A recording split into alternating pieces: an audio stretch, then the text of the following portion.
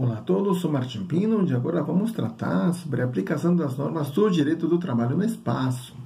É muito importante salientar que o artigo específico dentro da CLT que trata sobre esse assunto é o 651, né, junto com os seus 3 parágrafos. Então, vamos o que diz esse artigo 651 da CLT?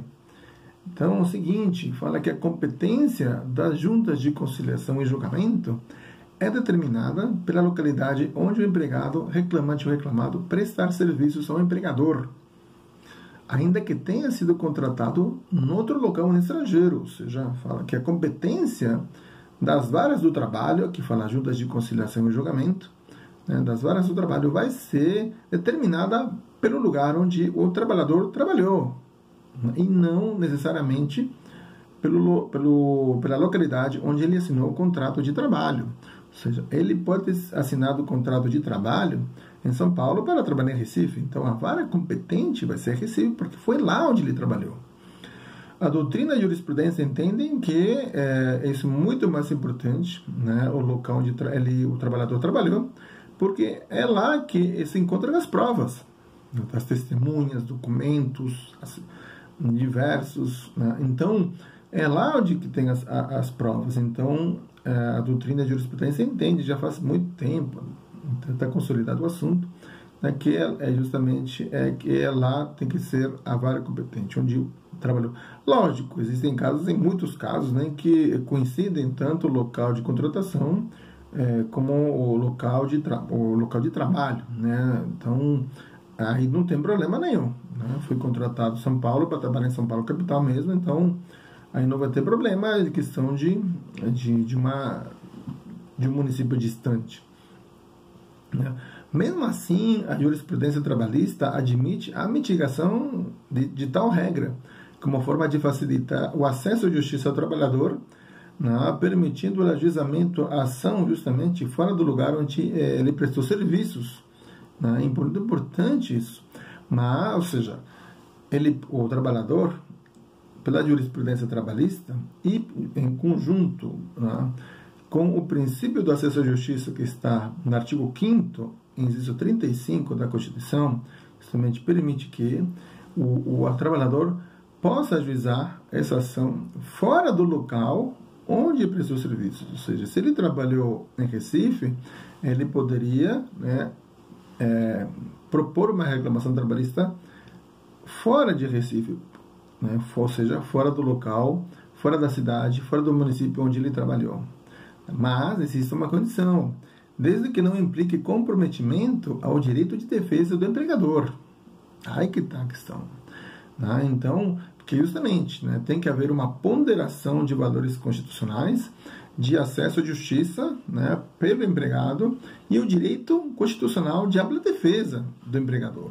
Tem que haver essa ponderação, tem que haver esse equilíbrio entre acesso à justiça, né, do empregado, né, e o direito de ampla defesa pelo empregador.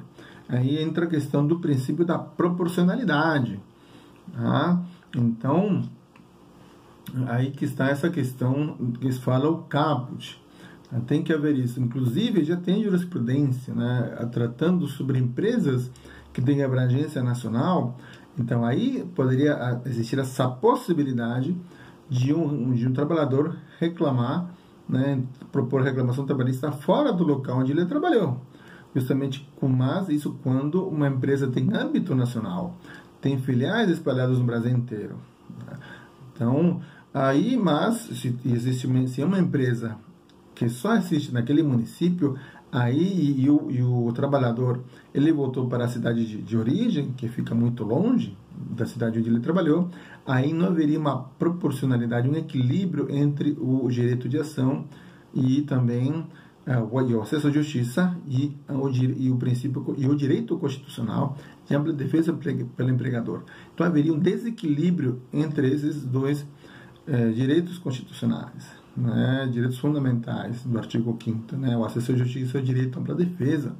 Então, tem que haver uma ponderação, então, justamente uma aplicação também da proporcionalidade nesses dois quesitos, né, o acesso à justiça e ampla defesa, Então, a jurisprudência do TST está muito consolidada nesse aspecto aqui. Então, tem que ver se também a empresa tem âmbito nacional ou âmbito regional. Também tem isso. Então, não é só de qualquer jeito, não. E o que fala, então, parágrafo 1º, desse artigo 651, fala o seguinte: quando for parte de dissídio agente ou viajante comercial, a competência será da junta, ou seja, da vara, da localidade em que a empresa tem agência ou filial e a esta o empregado esteja subordinado. E na falta será competente a junta ou a vara da localização em que o empregado tenha domicílio ou a localidade mais próxima. Quando fala agente ou viajante comercial, se refere ao famoso representante comercial. Então, nesse caso, ele poderá propor uma reclamação trabalhista, no local onde a empresa tem agência ou filial, lógico, mas tem que estar subordinado essa agência ou filial, obviamente tem que estar subordinado, ou seja, pelo menos onde as ordens saem daquele lugar. E se nessa localidade, como se fala, se onde tem essa agência ou filial não existe uma vara do trabalho competente, então, no caso, ele poderá propor a reclamação trabalhista na localidade onde ele tem um domicílio. Ou, se também não tem uma vara do trabalho naquela região onde ele tem domicílio, ele poderá propor a ação trabalhista na localidade mais próxima ao domicílio dele. Daí tem essas vertentes, tem essas características. Então, aí que vem a importância de tudo isso. Então, tem essa questão aqui. Aí daí muito importante essa questão do representante comercial, porque fala o agente comercial, o famoso representante comercial. E depois, aqui nós temos o parágrafo 2º, que fala da competência da junta de conciliação e julgamento, estabelecida neste artigo, estende-se aos dissídios ocorridos em agência ou filial no estrangeiro, mas desde que o empregado seja brasileiro e não haja convenção internacional dispondo o contrário. Então, justamente, aqui fala que se o dissídio, o conflito aconteceu em agência ou filial num outro país, quando você fala agência ou filial num outro país, ou seja, naquele país existe uma filial de uma empresa que está aqui no Brasil, a competência poderá sim ser uma vara do trabalho brasileira, mas desde que o empregado seja brasileiro.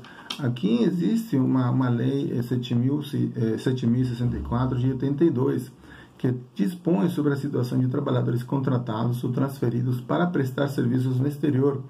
No artigo 3º dessa lei 7.064, 7.064 de 82, no artigo 3º, inciso 2, fala a aplicação da legislação brasileira de proteção ao trabalho naquilo que não for incompatível com o disposto nessa lei, quando mais favorável do que a legislação territorial no conjunto de normas e em relação a cada matéria. Aqui já fala justamente que a aplicação de uma norma mais favorável, se aquele país tiver uma norma mais favorável que a brasileira em questão trabalhista, bem difícil de acontecer, então se aplicaria essa lei, norma mais favorável daquele país. Mas, em regra geral, o Brasil tem uma legislação trabalhista muito mais favorável do que a maioria dos países. O Brasil tem uma legislação muito protecionista, então dificilmente um país, no caso, um outro país vai ter uma legislação trabalhista mais favorável que a brasileira. Então, e outra coisa também, o parágrafo único fala respeitar desse artigo 3º, justamente fala respeitadas as disposições especiais desta lei, a aplicar-se-á a legislação brasileira sobre a Previdência Social, Fundo de Garantia e Programa de Integração Social PIS/PASEP. Muito importante esse artigo 3º, inciso 2, junto com seu parágrafo único dessa lei 7.064 de 82, que dispõe sobre a situação de trabalhadores contratados ou transferidos para trabalhar no exterior, inclusive já tem jurisprudência no TST, trabalhadores que são contratados no Brasil para trabalhar, por exemplo, em Lisboa, em Portugal, né? E são despedidos em Portugal, onde trabalharam anos, e os trabalhadores brasileiros propõem reclamação trabalhista no Brasil, então, e acabam ganhando as ações pela jurisprudência avassaladora que existe, né? Porque o empregador não conseguiu demonstrar que a legislação portuguesa, no caso do exemplo que estou dando, é mais favorável que a brasileira, porque justamente fala em inciso 2, né?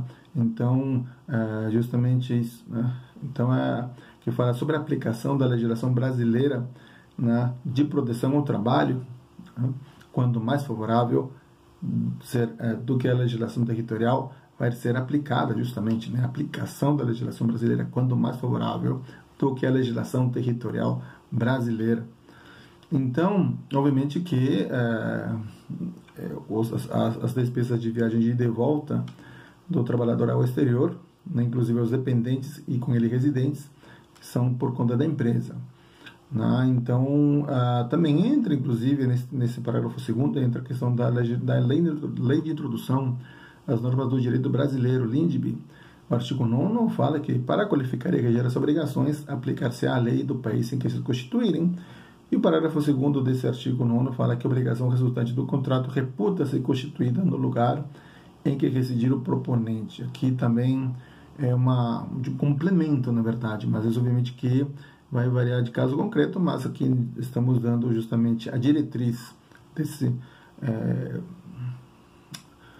parágrafo, né, desse parágrafo 2º, né?